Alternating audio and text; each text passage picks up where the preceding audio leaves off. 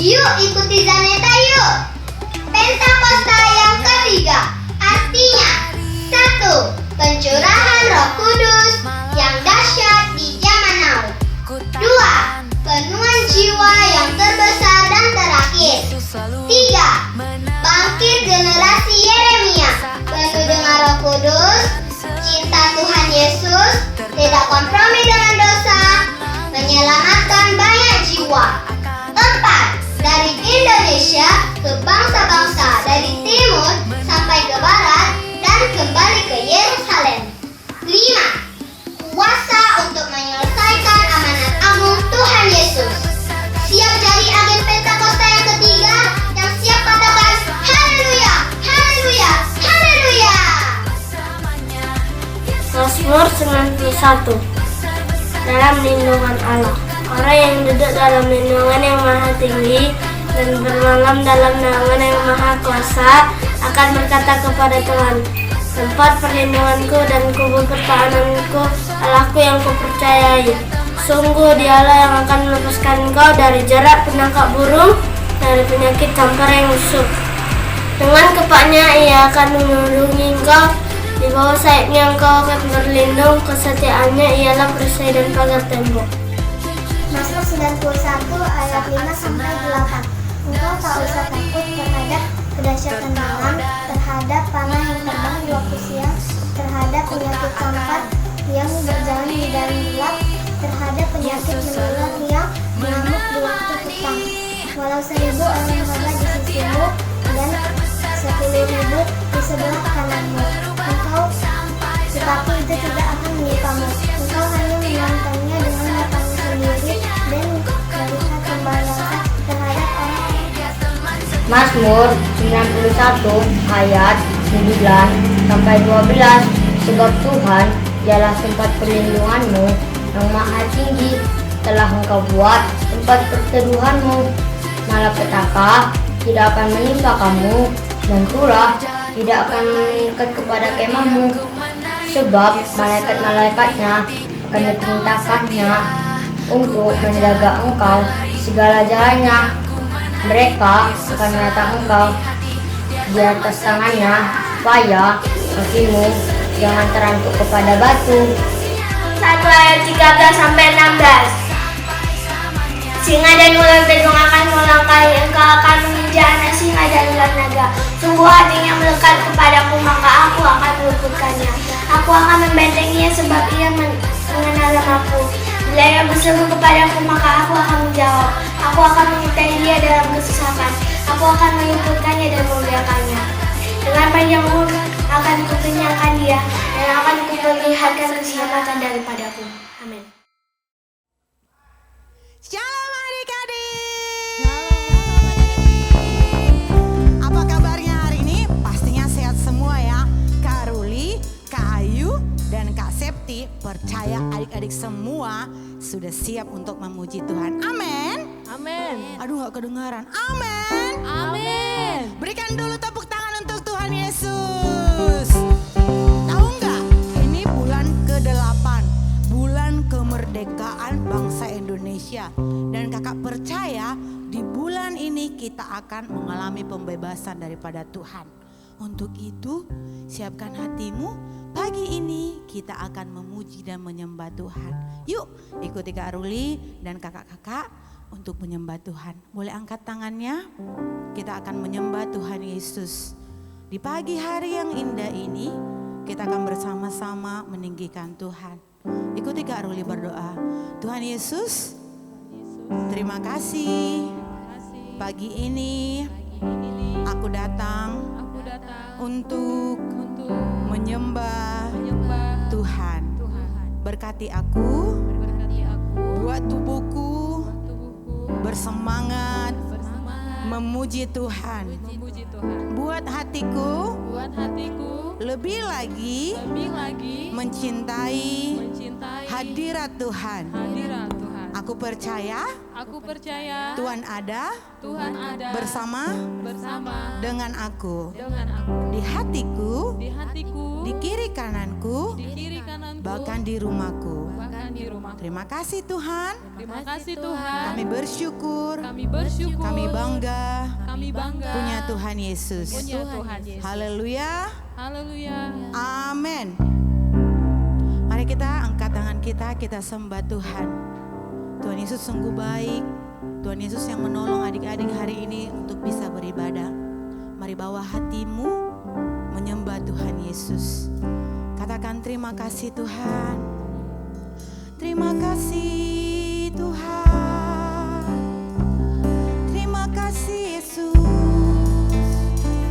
Kami rindu Tuhan. Kami rindu Tuhan. Terima kasih Yesus. Haleluya. Terima kasih Tuhan. Terima kasih Yesus.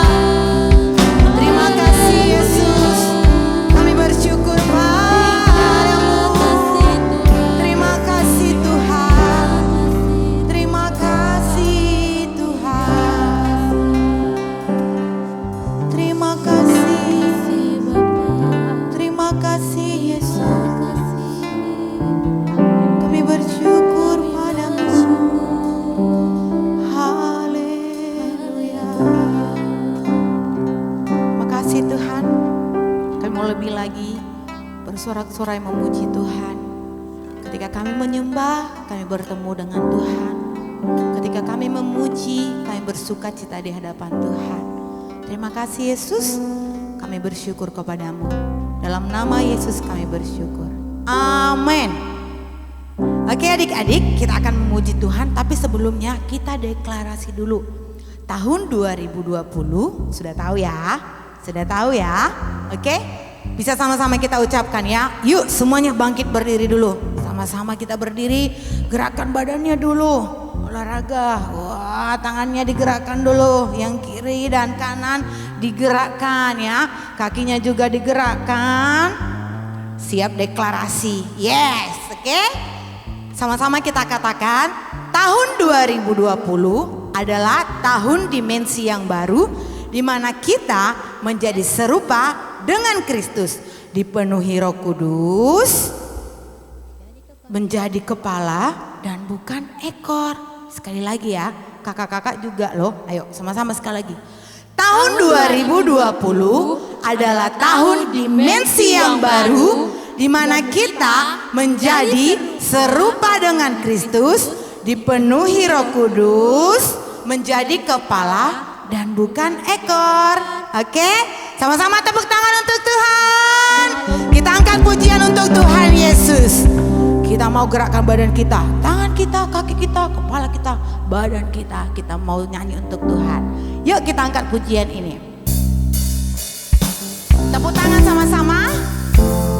Ikutin kakak-kakak dengan gerakannya. Jangan ada yang tidur-tiduran, jangan ada yang cemberut. Semuanya memuji Tuhan dengan sukacita. Ikuti kakak-kakak.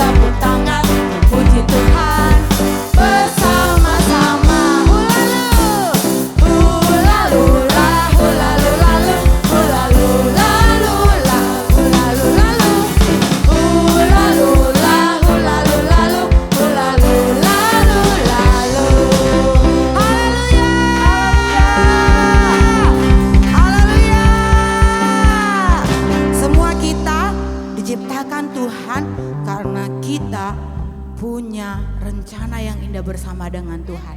Kita bermuji Tuhan bersama-sama. Katakan aku bisa bersama Tuhan. Kita mulai dari rapnya. Sa sa sa, aku bisa. Ta ta ta, bertalenta.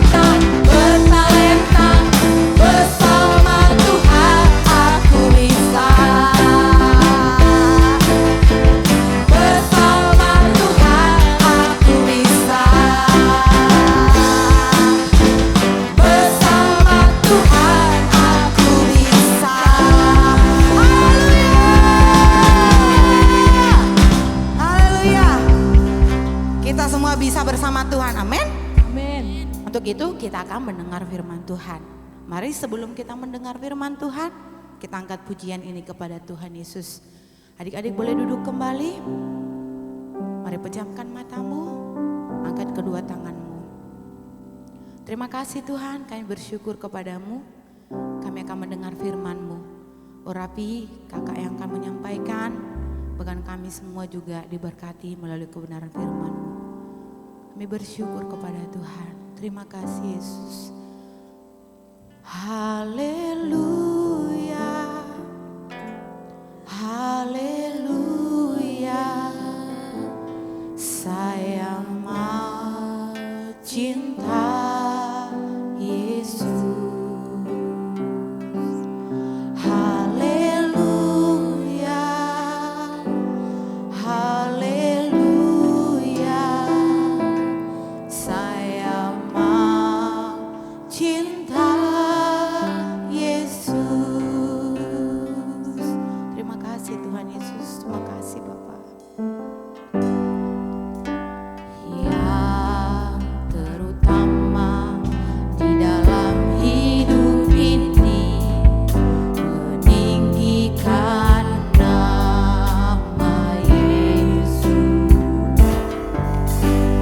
Yang terutama di dalam hidup ini, memuliakan namanya. Yang terutama di dalam hidup ini, meninggikan nama Yesus. Yang terutama di dalam hidup ini, memuliakan nama. Haleluya, angkat tanganmu adik-adik. Haleluya, haleluya. Saya mau cinta Yesus. Haleluya, haleluya. Saya mau cinta. Haleluya.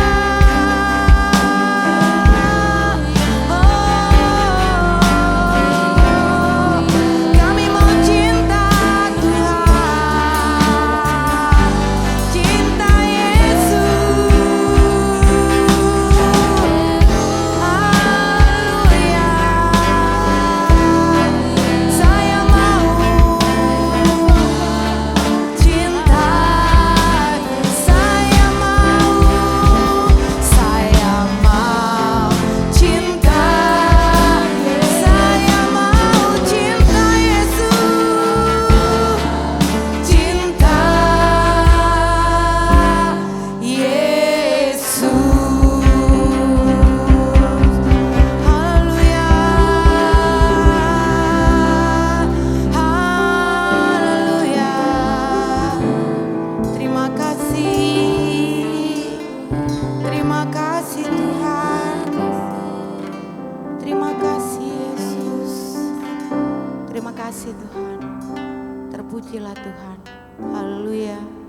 Amin. Shalom adik-adik. Salam rindu, salam sehat dari Kak Nathan. Nah, sekarang tiba saatnya kita untuk dengarkan firman Tuhan. Yuk kita berdoa dulu. Semua adik-adik yang di rumah, kita berdoa ya. Tuhan, terima kasih buat minggu yang luar biasa ini. Kami masih tetap sehat sampai hari ini semuanya karena kebaikan Tuhan. Tuhan, kami mau duduk diam, memasang telinga kami baik-baik untuk mendengarkan firman Tuhan.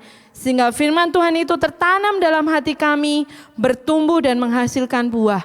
Terima kasih Bapa, urapi Kak Nathan yang akan menyampaikan firman Tuhan. Biarlah Roh Kudus yang memimpin dan menuntun sampai firman Tuhan ini selesai disampaikan. Di dalam nama Tuhan Yesus kami sudah berdoa dan mengucap syukur. Haleluya, amin. Hari ini adik-adik, Kak Nathan rindu menyampaikan firman Tuhan tentang seorang tokoh yang luar biasa. Yaitu dia adalah Stefanus.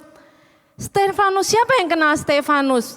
Mungkin pernah ada yang dengar siapa itu Stefanus. Nah, kita belajar tentang bagaimana Stefanus mengabarkan Injil sampai mati. Nah, tujuan dari firman Tuhan ini adalah adik-adik mau bersaksi kepada orang lain untuk mengabarkan Injil meskipun harus menghadapi hal-hal yang sulit, tantangan sekalipun. Ayo kita dengarkan ya.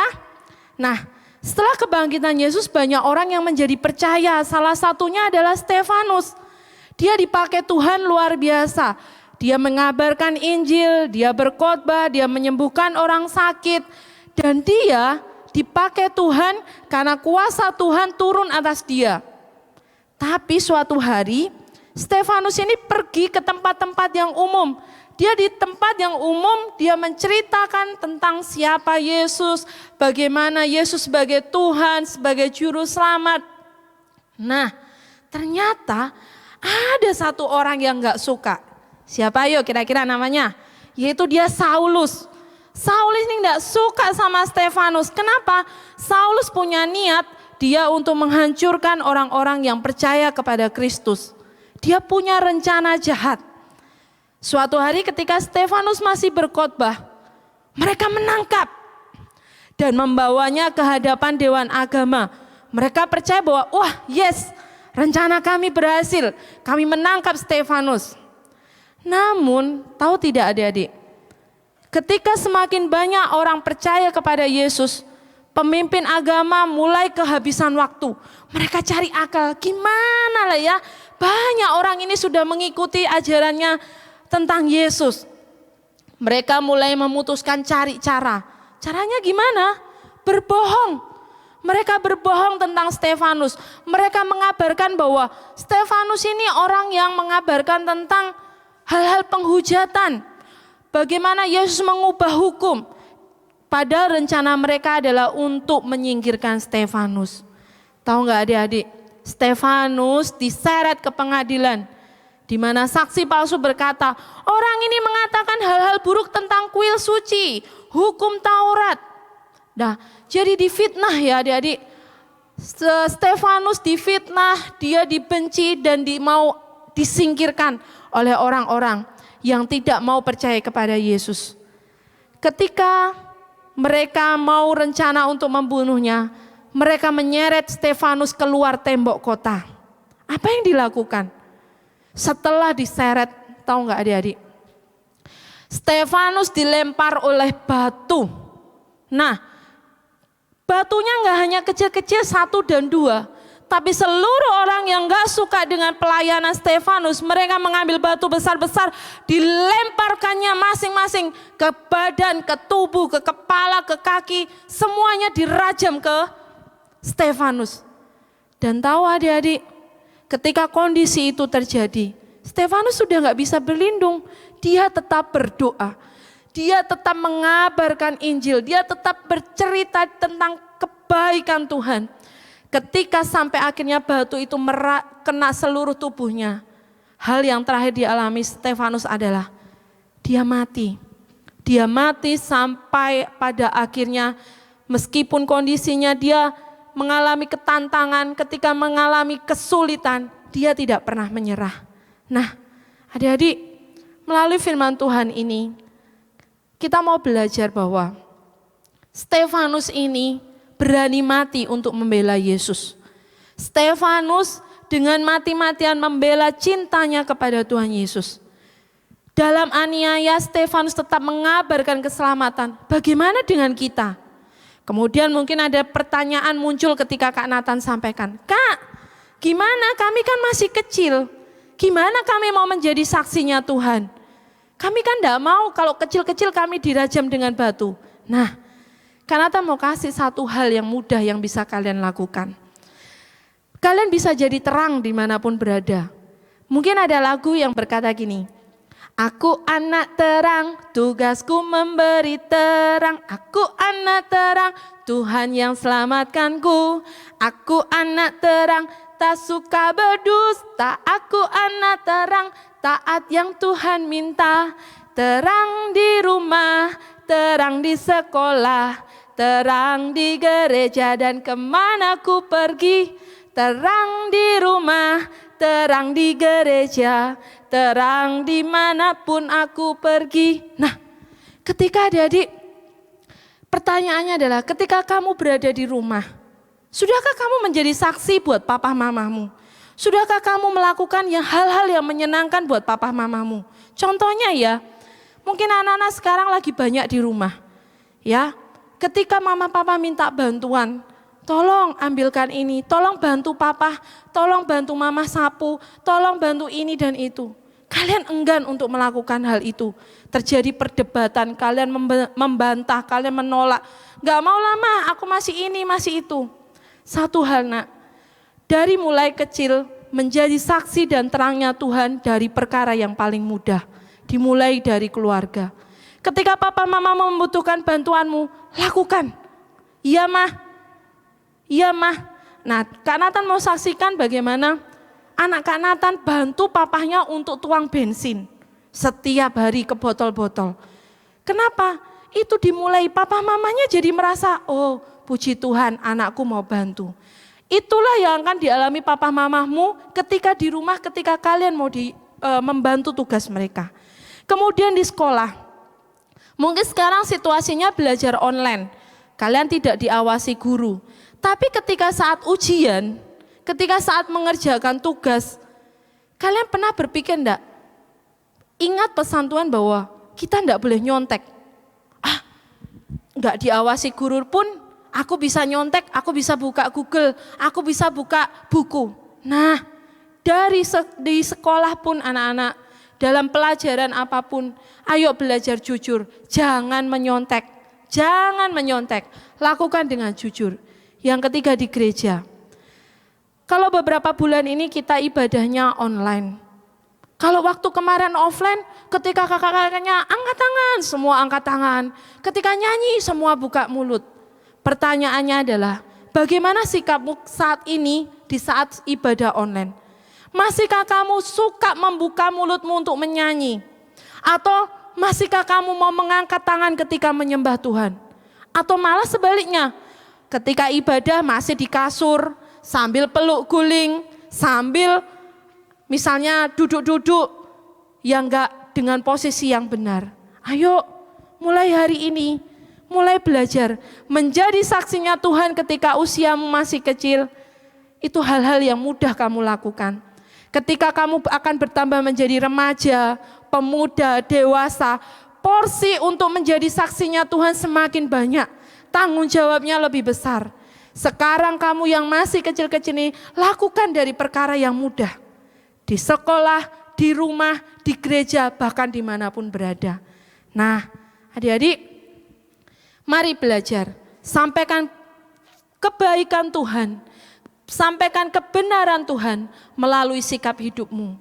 Seperti yang dikatakan di dalam Matius, ketika terangmu muncul, orang lain melihat Kristus dalammu, mereka akan memuliakan Bapamu yang di surga. Contohnya gini, ketika papa mamamu misalnya di hari Minggu lagi dalam keadaan gak ada uang, maaf kata misalnya lagi bertengkar, tiba-tiba ketika melihat kamu lagi berdoa, beribadah, menyembah Tuhan sungguh-sungguh, nyanyi nyembah Tuhan sungguh-sungguh, papa mamamu melihat, anakku ini menyembah Tuhan dengan sungguh-sungguh.